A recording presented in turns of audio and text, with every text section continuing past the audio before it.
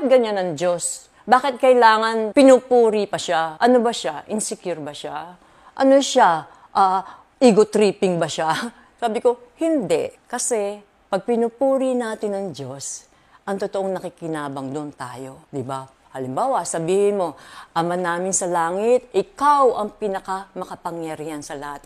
Ibig sabihin, pag alam mo makapangyarihan siya, wala siyang hindi kayang gawin para sa'yo. Ikaw ang Diyos na mabuti, ang mabait. Ibig sabihin, mabuti siya, wala siyang iintensyonin na masama sa'yo. Ikaw ang Diyos na mapagpatawad. Ibig sabihin, kahit na nagkasala ka sa Kanya, alam mong papatawarin ka niya. Ikaw ang Diyos na nakakita ng lahat, alam niya kung ano ang sitwasyon mo. Ikaw ang Diyos na walang imposible. Alam mo rin na kung ano man yung problema na ilalapit mo sa Kanya, kaya niyang solvein yun. Kaya yung pagpupuri sa Panginoon, pampalakas ng pananampalataya natin yun. Kaya yung pagpupuri sa Panginoon, habang pinupuri natin siya, lumalakas yung faith natin. Diba? Nagkakaroon tayo ng peace habang tayo ay nananalangin sa Kanya.